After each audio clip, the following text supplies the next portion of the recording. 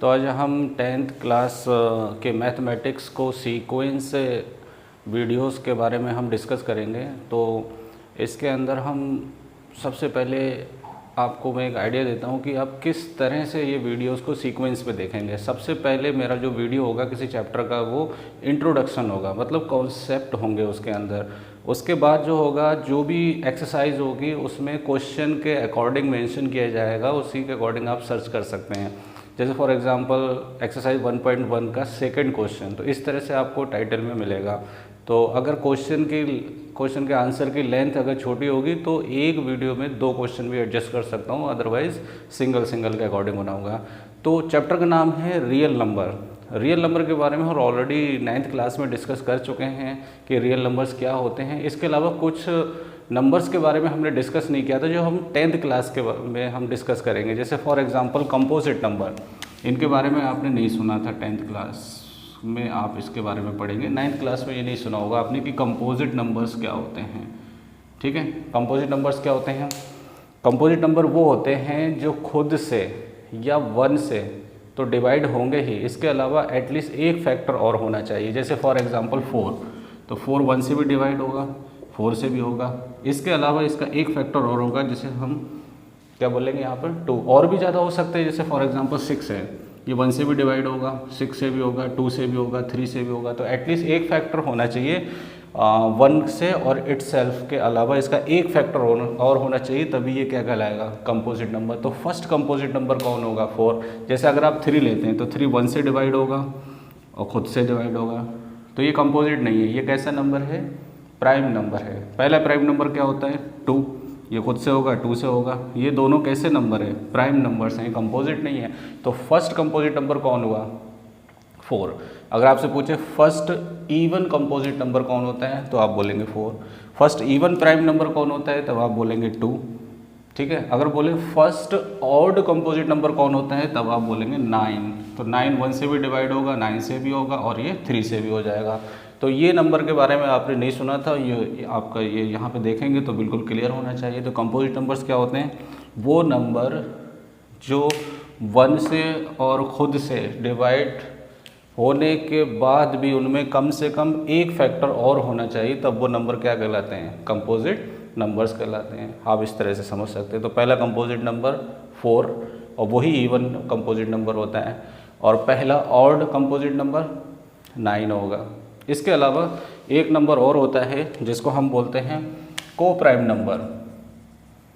को prime number, इसके बारे में आपने नहीं सुना होगा, तो ये भी देख लीजिए। को प्राइम नंबर, को का मतलब जानते हैं अब, जहाँ को की बात आती है वहाँ पेयर की बात आती है। तो ये नंबर पेयर में होते हैं।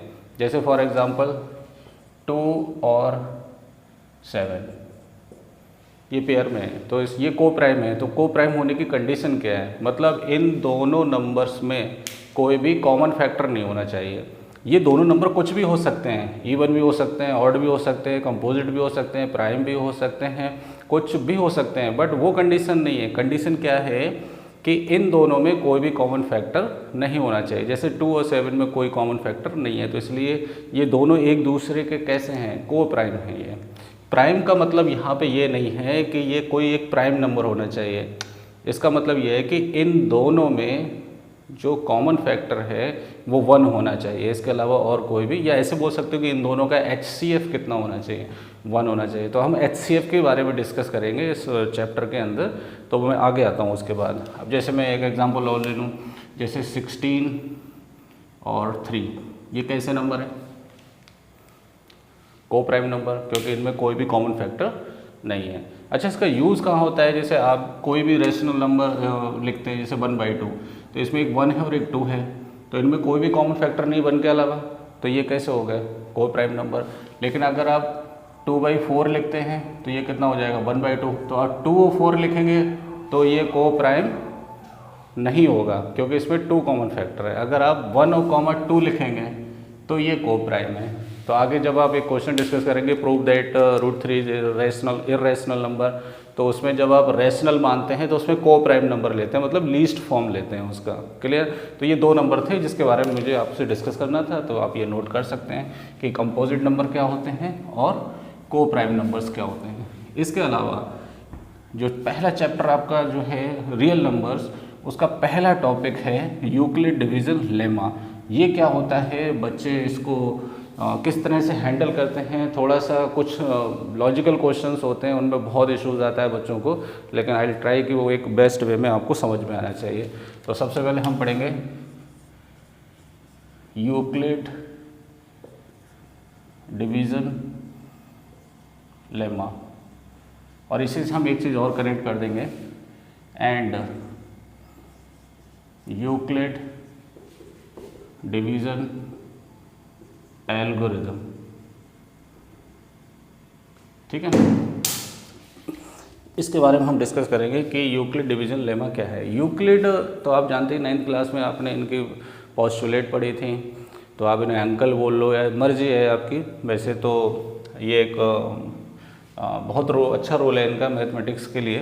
तो यूक्लिड डिवीज़न लेमा है क्या और ये किसके लिए यूज़ होता है? ये एक्चुअली इंटीजर्स की डिविजिबिलिटी के बारे में बताता है, मतलब दो इंटीजर आपस में कैसे डिवाइड होते हैं उससे रिलेटेड उन्होंने बातें बताई थी। फिर से सुन लो, यूक्लिड डिवीज़न लेमा क्या होता है? ये किन्हीं भी दो इंटीजर्स की डिविजिबिलिटी के बारे में डिस्कस करता है। अब डिविजिबिलिटी के बारे में क्या डिस्कस करना, वही ये एक्सप्लेन करेंगे इसके अंदर। और डिविजिबिलिटी को स्टेप वाइज जो लिखा जाता है उसको हम बोलते हैं एल्गोरिदम। तो इन्हीं से रिलेटेड है, इसलिए हम इसको बोलेंगे यूक्लिड डिवीज़न एल्गोरिदम। तो डिविजिबिलिटी से क्या मतलब है, जैसे फॉर एग्जांपल आप किसी नंबर को 2 से डिवाइड कर रहे हैं मान लो, तो ये 2 6 कितना हो गया 12, रिमाइंडर कितना आया 1। तो इन्होंने क्या बोला था कि आप इसको लेमा के फॉर्म में कैसे लिखेंगे। देखो ये स्टेप है, तो इसलिए हम इसको क्या बोलेंगे, एल्गोरिदम। और लेमा क्या होगा कि किस तरह लिखेंगे। तो देखो 13 को आप क्या लिख सकते हो, 2 × 6, और रिमाइंडर कितना 1। तो इस तरह आप किसी नंबर को एक्सप्लिसिट फॉर्म में लिख सकते हैं। तो यहाँ पर जो 13 होता है इसे हम बोलते हैं डिविडेंड, और इसको बोलते हैं हम डिवीज़र, और इसको बोलेंगे हम कोशेंट, और इसको हम क्या बोलेंगे, रिमाइंडर। तो किसी भी कॉमन नंबर के लिए क्या लिख सकते हैं हम, dividend is equal to divisor into quotient plus remainder. आप इस तरह लिख सकते हैं इसके अंदर। ठीक है, अब इसके अंदर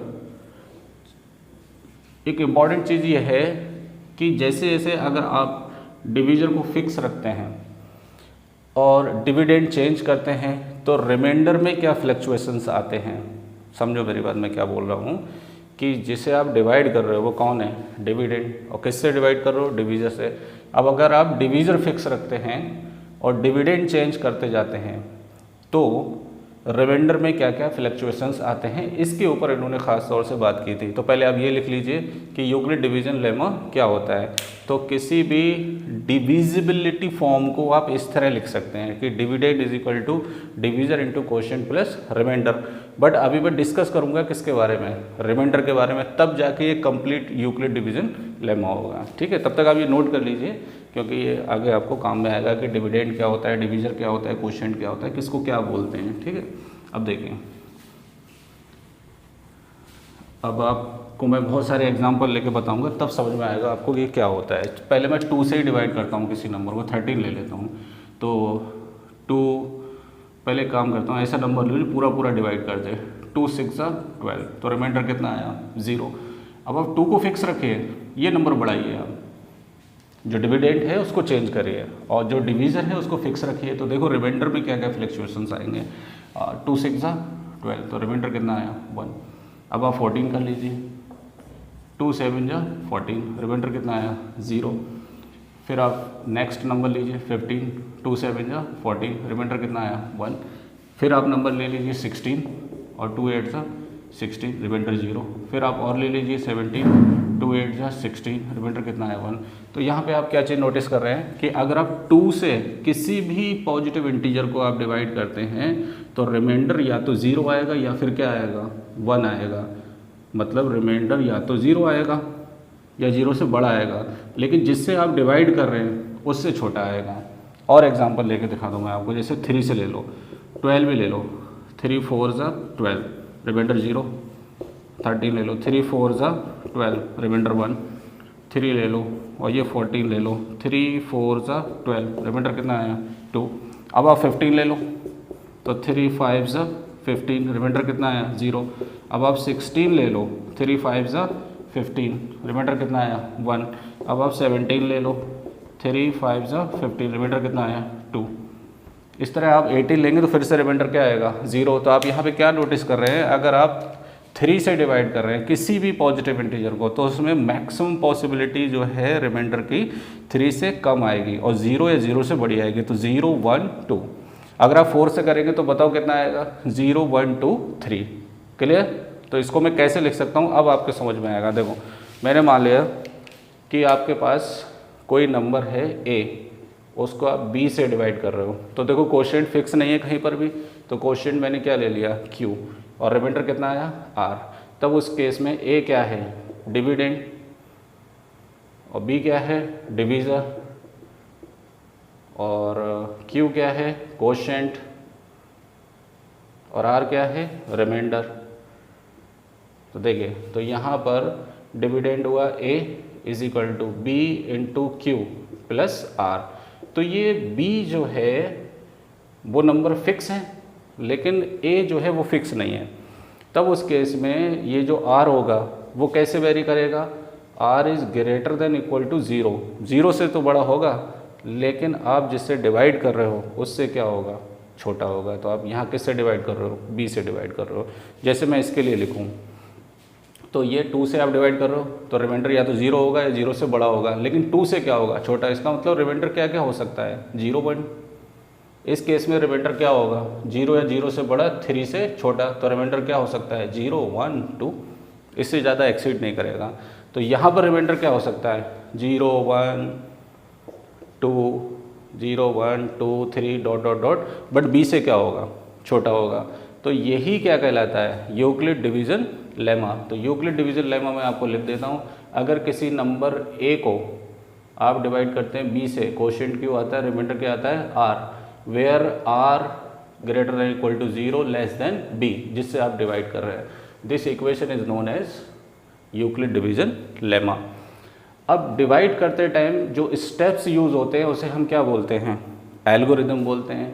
अब ये लेमा तो इन्होंने बता दिया, अब इसमें इस लेमा का यूज़ क्या है, वो यूज़ है HCF निकालने के लिए, ये यूज़ में आता है। देखो कैसे, ये सब आप नोट कर लीजिए। देखिए कैसे, जैसे फॉर एग्जांपल मैं आपको 2 नंबर देता हूँ, एक 4 और एक 6। एक नंबर है 4 और एक है 6। इसका आप HCF बताइए।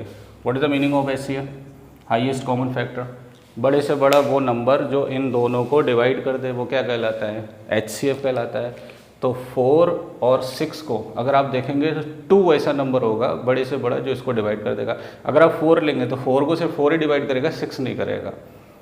2 इसको डिवाइड करेगा, 1 भी डिवाइड कर सकता है, बट आपको हाईएस्ट चाहिए तो इसलिए हम इसको हाईएस्ट कॉमन फैक्टर बोलेंगे। तो HCF निकालने के लिए किसका यूज़ हुआ यूक्लिड डिवीज़न लेमा। और जब सॉल्व करेंगे तो उसके लिए क्या लेंगे स्टेप्स, जिसको हम क्या बोलेंगे एल्गोरिदम। तो देखिए इसमें पहले चेक करिए इसमें बड़ा नंबर कौन है, 6 इज़ ग्रेटर देन 4। तो बड़े नंबर को हम छोटे नंबर से डिवाइड करेंगे। तो 4 बन जा 4, रिमाइंडर कितना है 2।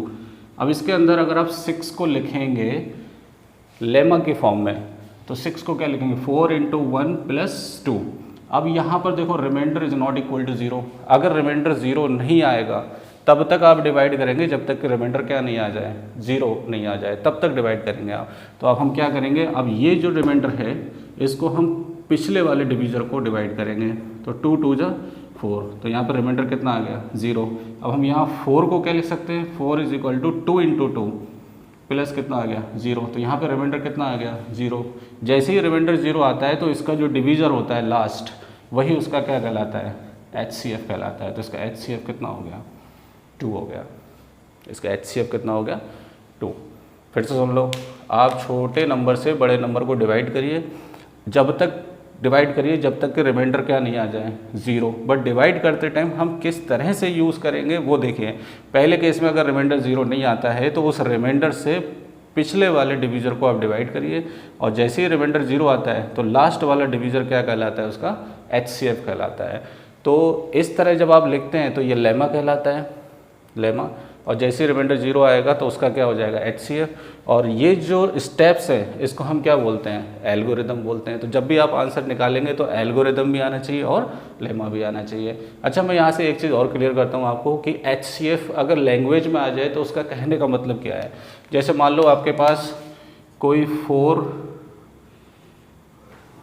4 पर्सन है कोई जो बैंड बजाने वाले हैं, ठीक है, उसके पीछे आपको 6 लोग ऐसे सेट करना है जो परेड में काम में आएंगे और आपको सिर्फ क्या करना है, अरेंज करना है इनको, और मैक्सिमम नंबर ऑफ कॉलम में आना चाहिए कि ज़्यादा से ज़्यादा कितने रो बना सकते हैं इनके या कॉलम में इनको कर सकते हैं। तो देखो अगर आप पहले बैंड वालों को फिट करेंगे तो 1 2 3 4, ठीक है, ये बैंड बजाने वाले हो गए। इनके पीछे अगर आप 6 लोगों को एडजस्ट करेंगे तो 1 2 3 4 5 6, तो ये इक्वल नहीं आ रहे हैं, इसमें तो इक्वल आ रहे हैं, इसमें इक्वल नहीं आ रहे हैं, तो ये इसके साथ एडजस्ट नहीं होंगे।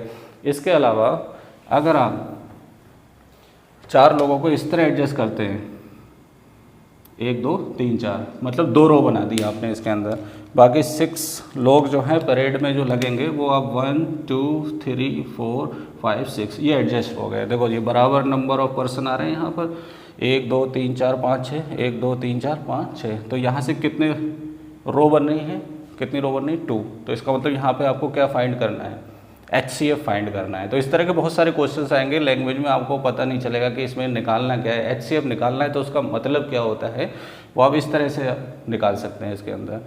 इसके अलावा इस चैप्टर में आप HCF निकालने का एक और मेथड होता है जिसको हम बोलते हैं प्राइम फैक्टराइजेशन मेथड। इसके बाद LCM भी हम निकालेंगे, कुछ रियल नंबर्स के बारे में भी बात करेंगे। फिलहाल फर्स्ट एक्सरसाइज के लिए आपके लिए इतना मटेरियल है कि यूक्लिड डिवीज़न लेमा क्या होता है और यूक्लिड डिवीज़न एल्गोरिदम क्या होता है वो क्लियर होना चाहिए। मैं एक बार फिर से एक्सप्लेन कर देता हूँ।